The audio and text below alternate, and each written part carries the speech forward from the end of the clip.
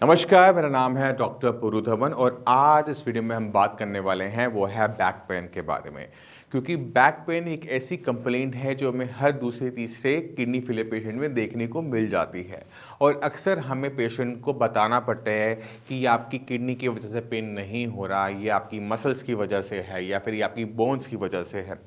तो किस तरह से हम आइडेंटिफाई करते हैं कि वो पेन मसल्स का है या फिर बोन का है या फिर किडनी का है, और ये अगर में पेन हो रहा है तो इसके पीछे कारण क्या है, क्या वो किडनी से रिलेटेड हैं, क्या वो किडनी से रिलेटेड नहीं है, इन सबको हम डिस्कस करने वाले हैं इस वीडियो में।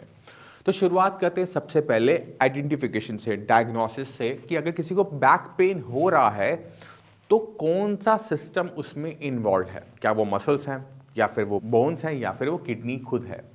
तो शुरुआत करेंगे सबसे पहले वहाँ दबाने से। मान लो कि मेरी कमर में दर्द हो रहा है और मैं यहाँ दबा रहा हूँ और मुझे बहुत अच्छा लग रहा है कि दर्द तो मेरा कम हो रहा है, दबाते रहो दबाते रहो। अगर आपको ऐसी फील आ रही है तो उसमें आपकी मसल्स इन्वॉल्व हैं, क्योंकि जब हम मसल्स को दबाते हैं ना तो बहुत अच्छा लगता है। कहीं भी दर्द हो रहा है वहाँ पे आप दबाओगे, आपको अच्छा महसूस होगा। तो पहली पहचान कि दबाने पे दर्द में आराम आना, मसल्स। अगर आपने दबाया, आपने किसी से दबाया कि मेरी कमर दबा दो, और आप देख रहे हो कि दबाने में दर्द एकदम बढ़ जाता है, शूटिंग पेन होना शुरू हो जाता है, तो वहाँ पर आपकी मसल्स इन्वॉल्व नहीं है, वहाँ पर आपका स्केलेटल सिस्टम यानी आपकी जो बोन्स हैं वो इन्वॉल्व है। क्योंकि जब हम बोन्स को दबाते हैं तो दर्द बढ़ता है, मगर आपने जब अपनी कमर को दबाया और दर्द ना बढ़ा ना वो घटा, तो वहाँ पर किडनी और या फिर कोई और ऑर्गन इन्वॉल्व हो सकता है। किडनी नॉर्मली दर्द को महसूस नहीं कर सकती। किडनी में जो भी सूजन होती है, जब वो रेडिएट करती है आसपास के नेबरिंग एरिया में जाती है, वहाँ पर जब वो सूजन पैदा करती है तब जाके हमें दर्द महसूस होता है। अब आप सोचोगे कि ये तो कैसे पॉसिबल है। आपने कभी यूरिन बनते हुए महसूस किया है?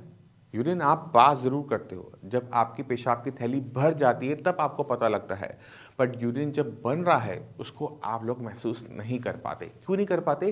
क्योंकि भगवान ने हमें बनाया ही कुछ इस तरह से है कि यूरिन बनते हुए समय हम उसे महसूस ना कर पाए। वरना सोचो, आप सो ही नहीं पाओगे, यूरिन बन रहा है, यूरिन का जज जा रहा है और आपको महसूस हो रहा है अरे यहाँ तो कुछ जा रहा है ना, अजीब सा लगेगा। तो इस वजह से हमारी बॉडी बनी है कि हम किडनी और किडनी में बनने वाले यूरिन को महसूस नहीं कर पाते हैं। मगर जब भी किडनी को कोई दिक्कत होती है, किडनी में सूजन होती है, तो वो जो सूजन आसपास के एरिया में जाती है तो हमें महसूस होता है। और अक्सर हमारी किडनी जब होती है, दर्द करती है, तो पीछे बैक में पेन होना शुरू होता है और बहुत तीखा दर्द होता है। तो ये तो हो गई पहचान कि दर्द कैसा हो रहा है, उससे पता लग जाता है कि कौन सा सिस्टम उसमें इन्वॉल्व है। बट बैक पेन, जैसे मैंने बताया, ये कॉमन दिक्कत होती है। अब क्योंकि इसमें तीनों सिस्टम इन्वॉल्व है, मसल्स भी हैं, बोन भी है और किडनी खुद है, तो ये क्या किडनी से रिलेटेड है? तो आंसर है यस। अगर आपको बैक पेन हो रहा है और आप किडनी फेलियर के पेशेंट हैं, तो आपकी कोई भी सिस्टम इन्वॉल्व हो, मसल्स हो, चाहे आपकी बोन हो, चाहे वो किडनी खुद हो, वो किडनी से रिलेटेड ही होता है मैक्सिमम टाइम में। मैं आपको समझाने की कोशिश करता हूँ। आपकी मसल्स के लिए विटामिन डी बहुत मस्त है। अब विटामिन डी आपकी मसल्स को हेल्दी रखता है, बट अगर आप बैठे हो, खड़े हो रहे हो, कमर में बार बार दर्द हो रहा है, वो इसलिए हो रहा है क्योंकि आपका बॉडी वेट को मेंटेन करना, यानी आप जब खड़े हो, बैठे हो, आपको सीधे रखने में आपकी मसल्स और बोन कॉन्टीन्यूसली काम करती रहती हैं। अगर हमारी मसल्स वीक हो चुकी हैं, विटामिन डी की डेफिशिएंसी हो चुकी है, तो आपको मसल्स में पेन देखने को मिलेगा। अगर मसल फटीक हो रहा है, यानी आपका जो मसल्स का जो स्टैमिना है वो कम हो गया है, तो भी आपको मसल्स में पेन देखने को मिलेगा। और पेन कहाँ देखने को मिलेगा? लोड बेयरिंग एरिया, यानी जहाँ पर हमारी पूरी बॉडी का वेट जाता है उन एरिया में ज़्यादा, यानी आपकी टांगे और बैठने पे आपकी कमर, यहाँ पर आपको दर्द ज़्यादा महसूस होगा। अगर हमारी किडनी खराब हो रही है और आपकी बॉडी में विटामिन डी की कमी है, तो हमारी बोन्स भी वीक हो जाती हैं। अब जब हमारी बोन्स वीक हो जाती हैं, हमारी बॉडी में कैल्शियम कम और फॉस्फोरस ज़्यादा हो जाता है, तो हमारी बोन के सॉफ्ट होने की वजह से भी हमें कमर में पेन देखने को मिलता है। मगर वो पेन हमें सेंटर में देखने को मिलेगा, यहाँ बीच में, कोनों पे देखने को नहीं मिलेगा। सेंटर में अगर आपको पेन हो रहा है तो ये पेन आपकी बोन्स की वजह से हो सकता है। तो ये तो हो गए दो, मसल्स एंड बोन। किडनी का जो पेन है वो किसी भी तरह किसी भी जगह पर रेडिएट कर सकता है। वो नीचे की तरफ भी जा सकता है और वो ऊपर की तरफ भी आ सकता है।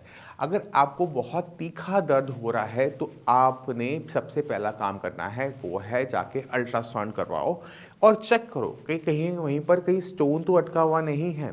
क्योंकि अक्सर जब पेन हम देखते हैं किडनी के अंदर की वजह से जब हम पेन देखते हैं तो वहाँ पर हम कंक्रीशंस यानी स्टोन हम ज़रूर पाते हैं। तो हमने क्या करना है, अल्ट्रासाउंड करवाना है। अल्ट्रासाउंड नहीं करवाना, आप सीटी करवा लो, बट आपको उसे आइडेंटिफाई डायग्नोसिस पहले बनाना पड़ेगा कि पेन हो रहा है तो वो क्यों हो रहा है।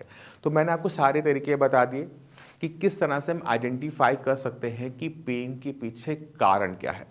एक बार जब आपके को कारण पता लग जाता है ना तो ट्रीटमेंट करना आसान हो जाता है। मसल अगर थक नहीं है, मसल फटीक हो रहा है तो मसल का ट्रीटमेंट करोगे। अगर बोन्स में पेन हो रहा है, वर्टिब्रा में पेन हो रहा है तो विटामिन डी है, फास्फोरस बाइंडर्स हैं, उनका यूज़ करते हुए अपनी बोन्स को हेल्दी रखोगे। अगर किडनी में पेन हो रहा है तो अगर वो स्टोन की वजह से हो रहा है तो स्टोन को निकालना भी बनता है। तो आपको पहले रीज़न फाइंड आउट करना पड़ता है और उसी के बाद ही ट्रीटमेंट चलता है। तो अगर आपको नहीं समझ में आ रहा तो आपको घबराने की ज़रूरत नहीं है, आपको एक अच्छे डॉक्टर की ज़रूरत होती है बस। तो मैं उम्मीद करता हूँ इस वीडियो से बैक पेन को आप बेटर तरीके से अंडरस्टैंड कर गए होंगे। घबराना नहीं है, बैक पेन नॉर्मल भी हो सकता है, मसल्स का भी हो सकता है, बैक पेन आपकी वर्टिब्रा की वजह से भी हो सकता है। तो आपको उसे आइडेंटिफाई करना आना चाहिए और उस हिसाब से रिएक्ट करना आना चाहिए। ट्रीटमेंट हाँ डॉक्टर्स पे छोड़ दीजिए। और फिर भी आपके माइंड में कोई भी डाउट आ जाए, कुछ भी पूछना चाहते हो तो मैं अवेलेबल होता हूँ, मेरी पूरी डॉक्टर की टीम अवेलेबल होती है, आप उनसे भी बात कर सकते हैं। अब इसी के साथ आप सभी से मैं चलने की आज्ञा चाहूँगा। मिलते हैं अगली वीडियो में, तब तक के लिए नमस्कार।